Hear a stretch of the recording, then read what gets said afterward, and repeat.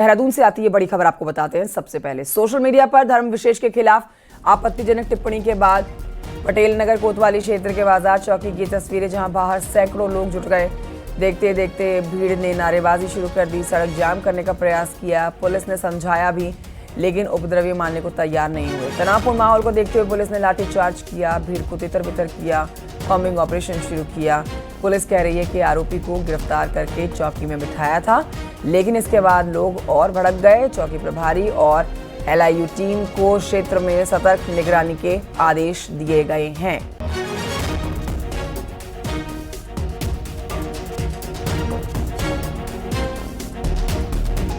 Satyendra Bartwal phone line पर है मौजूद और जानकारी के साथ। सत्येंद्र बर्तवाल, ये पूरा मामला क्या है? ये विवाद किस बात को लेकर था? ये भारी भीड़ यहाँ पर अचानक से कैसे आ गई, जिसको संभालने के लिए पुलिस ने लाठीचार्ज भी किया हल्का? ये पूरी खबर बताएं। बिल्कुल कंचन, क्योंकि सोशल मीडिया पर आई लव मोहम्मद नाम से टिप्पणी एक पोस्ट जारी होती है विशेष समुदाय की तरफ से, और उस पोस्ट पर कुछ टिप्पणियां नीचे से हिंदू संगठन से जुड़े कुछ लोग उसमें करते हैं, जिस पर एक बवाल उठा। पहले जो मुस्लिम समुदाय के लोग थे वो थाने पहुंचते हैं उस चीज की तहरीर लेकर, और वो कहते हैं कि जल्द से जल्द इस आरोपी को गिरफ्तार किया जाए। भले ही पुलिस ने जिन लोगों ने उसमें टिप्पणी की थी उनको हिरासत में ले लिया था, उनसे पूछताछ चल रही थी, लेकिन धीरे धीरे माहौल एक तनावपूर्ण होने लग गया था। कोतवाली पटेल नगर की बाजार चौकी का मामला है। बाजार चौकी के बाहर धीरे धीरे भीड़ बढ़ने लगी, विशेष समुदाय के लोग वहां पहुंचने लगे। लेकिन जैसे ही माहौल तनावपूर्ण हुआ, पुलिस उनसे जैसे समझा रही थी, लेकिन वो समझ रहे थे, जिसके बाद पुलिस ने लाठीचार्ज किया, बल प्रयोग किया, और उसके बाद जब पूरा वहां पे जो लोग थे उनको वहां से तितर बितर किया। लेकिन अभी भी पूरे इलाके में तनावपूर्ण माहौल है। पुलिस देर रात कॉम्बिंग कर रही थी, सभी लोगों को समझा रही थी कि किसी भी प्रकार से सोशल मीडिया या किसी भी प्लेटफॉर्म में किसी भी आपत्तिजनक टिप्पणी न करें, जिससे कि माहौल खराब हो सकता है। जी शुक्रिया आपका सत्येंद्र बर्तवाल जानकारी के लिए।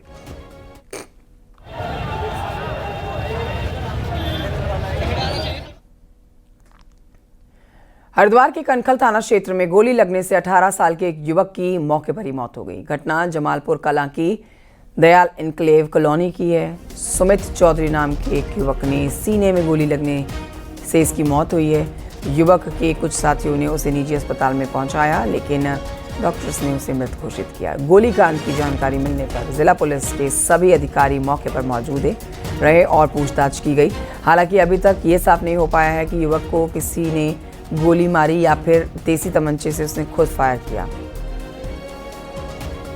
पुलिस ने मृतक युवक के शव को पोस्टमार्टम के लिए भेजा है, जांच की जा रही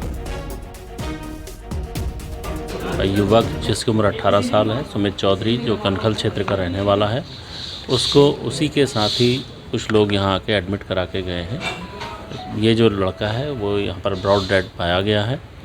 अभी क्योंकि जो इनके साथी थे वो यहाँ से इसको एडमिट करके फ़रार हो चुके हैं, अभी यहाँ पर नहीं थे। पुलिस उन्हीं की अभी तलाश कर रही है। उनसे पूछताछ के बाद ही आगे की स्थितियाँ और क्लियर हो पाएंगी। इस बीच हम लोगों ने इनके परिजनों से संपर्क किया है और उनसे भी जो प्रारंभिक जानकारी है वो ली जा रही है। 25 सितंबर को पथरी थाना क्षेत्र के कटारपुर में एक युवक को गोली मारने के बाद में उसके ठीक 5 दिन बाद कनखल थाना क्षेत्र के जमालपुर कला में फिर से एक बड़ा गोलीकांड हुआ है, जिसमें एक 18 साल के एक युवक की गोली मारकर हत्या कर दी गई है। युवक की मौके पर मौत हो गई है, जिसके बाद में यहाँ पर उसको अस्पताल, एक निजी अस्पताल में उसको लाया गया, जहाँ डॉक्टरों ने उसे मृत घोषित कर दिया है। ये बड़ा गोलीकांड उस वक्त हुआ जब कुछ युवक, दयाल इनक्लेव कॉलोनी के कुछ युवक मौके पर मौजूद थे और उसी समय ये गोली चली। और हालांकि अभी तक ये पता नहीं चल पाया है कि क्या कारण रहा ये गोली, क्या ये किसी ने हमला किया या आपस में युवकों की मौजूदगी में ये गोली चली, जिससे इस युवक की, सुमित नाम के इस युवक की जान चली गई। फिलहाल पुलिस के आला अधिकारी मौके पर हैं और युवक के जो परिजन हैं, जो भी ग्रामीण हैं, स्थानीय लोग हैं, वो यहाँ पर सब मौके पर मौजूद है। काफ़ी हंगामा यहाँ पर हो रहा है। ऐसे में एक बड़ा सवाल ये है कि आखिर जो युवक हैं उनके पास कैसे ये तमंचे या जो दूसरे हथियार हैं वो उनके पास पहुँच रहे हैं, जिससे आए दिन यहाँ पर बड़ी गोलीकांड यहाँ पर हो रहे हैं और लोगों की जान तक जा रही है। News 18 Pulkesh Shukla, Haridwar.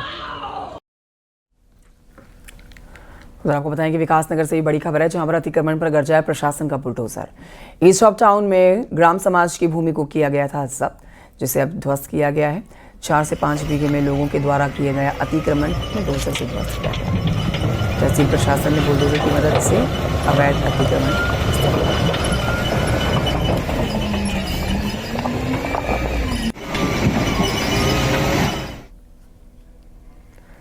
यूकेएसएस-SC paper case में मुख्यमंत्री पुष्कर सिंह धामी ने सोमवार को सबसे बड़ा ऐलान किया। पेपर मामले की सीबीआई जांच की सिफारिश कर दी है। सीएम धामी ने ऐलान कर दिया है। अब उनके ऐलान के बाद देहरादून के परेड ग्राउंड में आंदोलन कर रहे छात्रों ने भी अपना आंदोलन स्थगित कर दिया।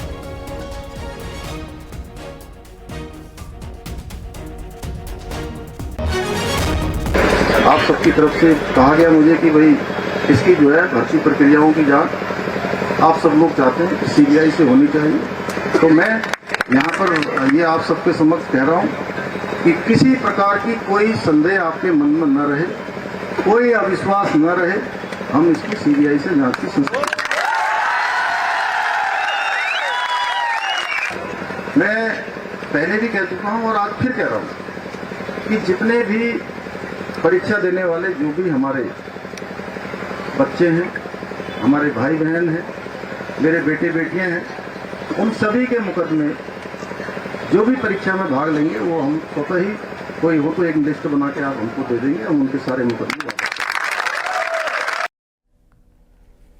उधर मुख्यमंत्री धामी ने सीबीआई जांच का ऐलान किया तो प्रदर्शनकारियों ने अपना प्रदर्शन स्थगित किया। प्रदर्शनकारी मुख्यमंत्री के घटनास्थल पर आने से काफी खुश दिखे और कहा कि उनकी सारी मांगे मान ली गई हैं और ये पहली बार है जब कोई मुख्यमंत्री ऐसे धरना स्थल पर जाकर प्रदर्शनकारियों से मिला है।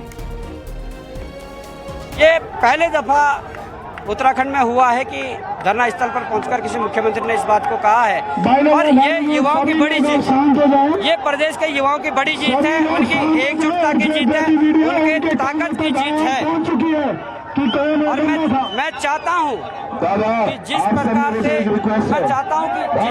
प्रकार से युवाओं की इस मांग को गंभीरता से लिया गया है, आने वाले कुछ दिनों में ये परीक्षा निरस्त हो और युवाओं को कहीं न कहीं संतुष्टि मिले इस चीज से। अब सीबीआई जांच के रास्ते में कोई एसआईटी या कुछ भी रोड़ा नहीं बनना चाहिए।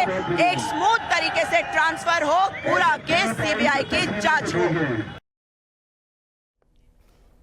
यूकेएसएस-SC पेपर मामले की सीबीआई जांच का ऐलान किया गया तो मुख्यमंत्री धामी ने न्यूज़ 18 से एक्सक्लूसिव बातचीत की।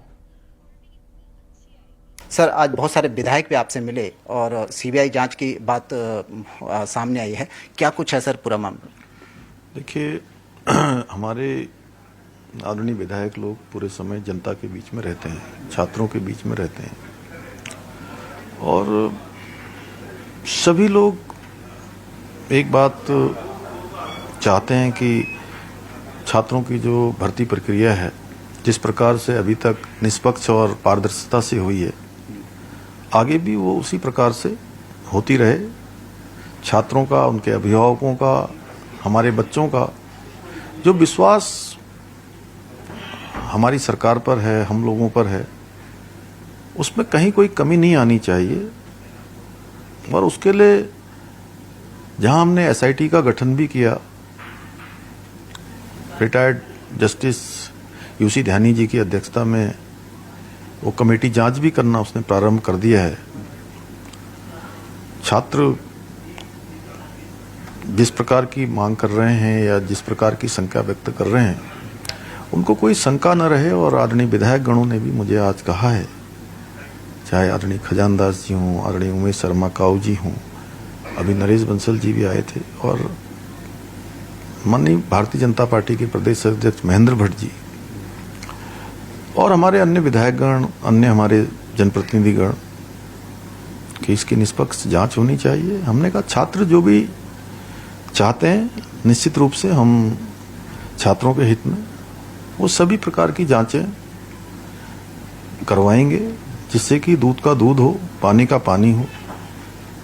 और अभी तक हमने जो भर्ती प्रक्रिया की है, पहले के समय में जो भर्ती प्रक्रियाएं होती थी उनमें अनेक प्रकार की अनियमितताएं पाई जाती रही हैं। 2003 से अगर हम बात करें, पटवारी भर्ती से ये सब चीज़ें शुरू हुई। उसके बाद भी जो भर्तियां अन्य अन्य कालखंडों में हुई हैं, उन पर कभी इस प्रकार की कार्रवाई नहीं हुई। ये पहला कालखंड है 2021 के बाद जिसमें सख्त कार्रवाई हुई। सख्त नकल कानून भी आपके कार्यकाल? सख्त नकल कानून भी आया, सख्त कार्रवाई भी हुई और 100 से अधिक नकल माफिया जेल की सलाखों के पीछे गए। आपको ध्यान होगा एक समय वो भी था कि लांबा जिलाधिकारी होते थे, UKSSC के चेयरमैन। जब जांच हुई तो उस समय पेपर जो है ऐसे स्थानों पर पाए गए, ऐसे स्थानों पर उनको हल करवाने का काम किया गया, वो जांचों में आया है और उन सभी पर कार्रवाई हमने ही की है। मेरे जीवन भर का संकल्प है, मेरे जीते जी, चूंकि नौजवानों के बीच में, छात्रों के बीच में मैं काम करता रहा हूं, इसलिए मेरे जीते जी कभी भी छात्रों के साथ मैं अन्याय नहीं होने दूंगा। किसी भी कीमत पर उनकी योग्यता, क्षमता, प्रतिभा के साथ अन्याय नहीं होने दूंगा। ये मेरा संकल्प है और इसी संकल्प को हम आगे बढ़ाएंगे। और जो एक छोटा सा संदेह हमारे बच्चों के मन में आया है, हम उस संदेह को नहीं रखना चाहते। कैमरा पर्सन दीपक उपाध्याय के साथ सुनील नौप्रभात, न्यूज़ 18, देहरादून। पूर्व मुख्यमंत्री और हरिद्वार से सांसद त्रिवेंद्र सिंह रावत ने सीबीआई जांच के लिए मुख्यमंत्री धामी का आभार जताया। त्रिवेंद्र सिंह रावत ने कहा है कि उनका पहले दिन से मानना था कि UKSSC पेपर मामले की सीबीआई जांच होनी चाहिए, क्योंकि हमारे छात्रों, नौजवानों और उनके अभिभावकों का विश्वास टूटना नहीं चाहिए। पूर्व सीएम त्रिवेंद्र सिंह रावत ने कहा कि उत्तराखंड के बच्चों के DNA में ही देशभक्ति है। आभार प्रकट करना चाहूँगा मुख्यमंत्री जी को कि उन्होंने जो बच्चों की एक बहुत जायज़ डिमांड थी सीबीआई जांच की, उसको उन्होंने स्वीकार किया है। बच्चों को भी मैं धन्यवाद और शुभकामनाएं देना चाहूँगा। और उसके बाद जो प्रतिक्रिया छात्रों में, उनके अभिभावकों में देखने को मिल रही थी और जिस तरह से बयानबाजी की गई कुछ जिम्मेदार लोगों के द्वारा, तो मुझे लगा कि इस पर सीबीआई जांच हो ही जाना चाहिए। तो पेपर मामले में सीबीआई जांच कराने की घोषणा मुख्यमंत्री धामी ने की है। बीजेपी प्रदेश अध्यक्ष महेंद्र भट्ट ने भी इसका स्वागत किया है और कहा है कि छात्रों के मन में कोई शंका न रहे, इसके लिए ये जरूरी था।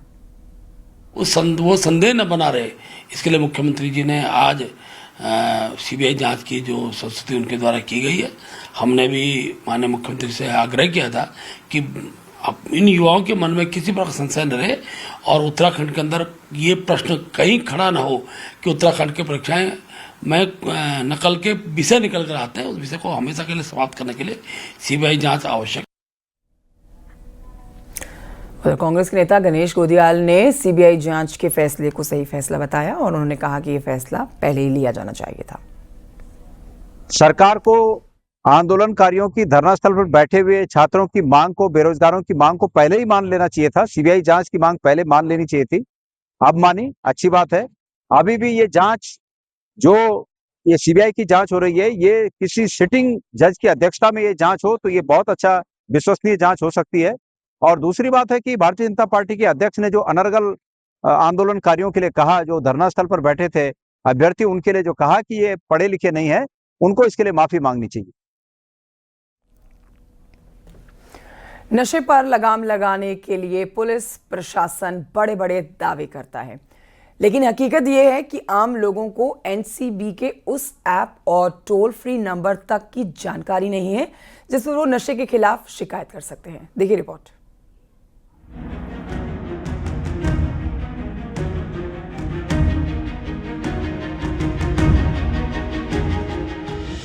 ड्रग्स फ्री देवभूमि को लेकर सरकार पूरे प्रदेश में कई कार्यक्रम चला रही है, लेकिन जिस एनसीबी यानी कि नार्कोटिक्स कंट्रोल ब्यूरो पर नशे पर लगाम लगाने का जिम्मा है, उसी के मानस ऐप और टोल फ्री नंबर 133 की पूरी जानकारी आम लोगों को है ही नहीं। देखिए, जहाँ तक मानस ऐप के बारे में आप जानकारी दे रहे हैं, ये हमारे पास तक अभी उपलब्ध नहीं है।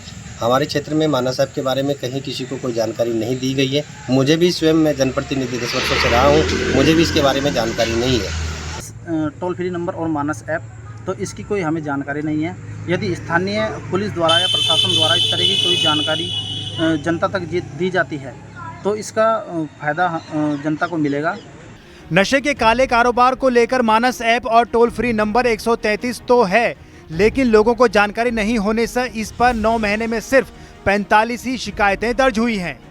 क्योंकि उत्तराखंड में भी अब मानस जो पोर्टल है उसकी एजेंसी नोडल एजेंसी STF ही हम ही लोग मॉनिटर करते हैं और जब भी कोई शिकायत मानस पे आती है तो संबंधित जनपद को तत्काल भेज दी जाती है और अगर उसमें अर्जेंसी वाला होता है तो तत्काल उसमें कार्रवाई की जाती है।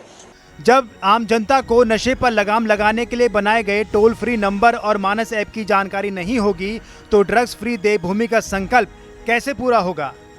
न्यूज़ 18 के लिए विकास नगर से कुलदीप के साथ देहरादून से सतेंद्र बर्तवाल की रिपोर्ट।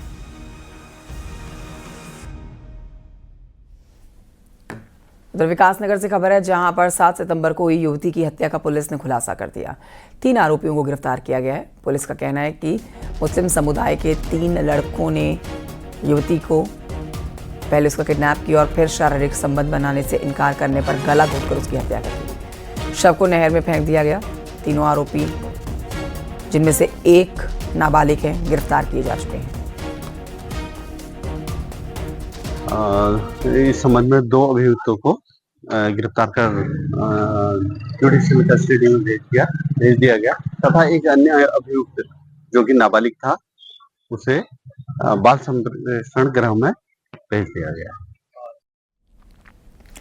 केदारनाथ में हेली टिकटों के नाम पर ठगी करने वाले 4 लोगों को गुप्तकाशी पुलिस ने ओडिशा और बिहार से गिरफ्तार किया। सभी आरोपियों को कोर्ट में पेश करके जेल भेज दिया गया है। हेली टिकटों में फर्जीवाड़े का मास्टरमाइंड बिहार का रहने वाला है जिसने गुजरात के तीर्थयात्रियों से हेली टिकट के नाम पर 1,90,000 रुपए की ऑनलाइन ठगी की। ठगी का शिकार हुए गुजरात के तीर्थयात्रियों ने इसकी शिकायत गुप्तकाशी थाने में की थी। पुलिस ने सभी आरोपियों को गिरफ्तार कर लिया है। इस केदारनाथ जो स्टैंडर्ड जो ठगी इस केदारनाथ धाम में की जाती है कि हेली टिकट देने के नाम पे लगभग 2 लाख रुपए की ठगी इनके द्वारा की गई थी और हेलीकॉप्टर के टिकट दिलवाने के नाम पे इन्होंने सोशल मीडिया के माध्यम से किसी को कांटेक्ट किया। गुजरात बेस्ड वादी था, उनके द्वारा लगभग 2 लाख रुपए के अमाउंट की राशि इनको दी गई थी और इन्होंने फर्जी टिकट जो है इशू किए थे। पिथौरागढ़ में देहरादून और पंतनगर की हवाई सेवा पर बड़ी खबर आपको बता रहे हैं। खबर है कि अब फ्लाईबिग इस रूट पर उड़ान नहीं भरेगी और किसी अन्य एयरलाइंस को इसका जिम्मा दिया जाएगा। हालांकि नए एयरलाइंस आने से अभी पहले कोई जानकारी नहीं मिल पाई है, इस पर अभी वक्त लगेगा, लिहाजा हाल फिलहाल हवाई सेवा शुरू होने की उम्मीद नहीं लग रही। आज सरकार ने हवाई सेवा बंद कर दी है। त्योहारी सीजन चल रहा है। हम सोच रहे थे कि आदि कैलाश, मिलम, पर्यटन की गतिविधियां और बढ़ेंगी, लेकिन हवाई सेवा बंद होने से आज फिर सारी स्थितियां चरमरा गई हैं।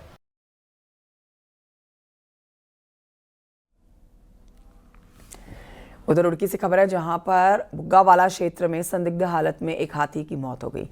बुग्गावाला क्षेत्र में संदिग्ध हालत में एक हाथी की मौत हुई है। 2 दिन पहले भी इसी क्षेत्र में एक हाथी की मौत हुई थी। एक हफ्ते के अंदर 2 हाथियों की मौत से हड़कंप है। वन विभाग के अधिकारियों ने कहा है कि पोस्टमार्टम रिपोर्ट के बाद स्थिति स्पष्ट हो पाएगी।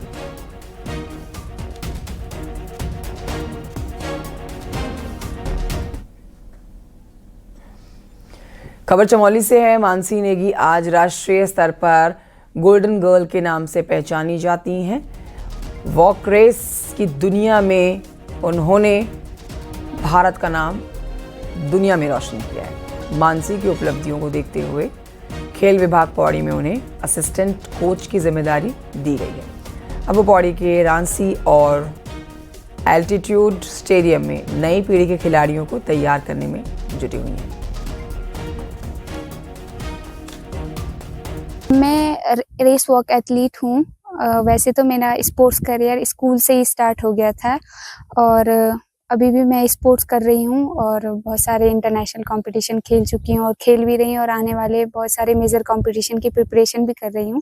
और उसी खेल के बदौलत आज मैं खेल विभाग में एज असिस्टेंट कोच नियुक्त हुई हूँ। जितनी भी हमारे पास सुविधाएं हैं वो हमारे द्वारा इनको प्रदान की जा रही है और इसमें बढ़ चढ़ करके बाहर से बच्चे आ रहे हैं, जिससे हमारे स्थानीय जो खिलाड़ी हैं उनको भी मोटिवेशन मिल रहा है।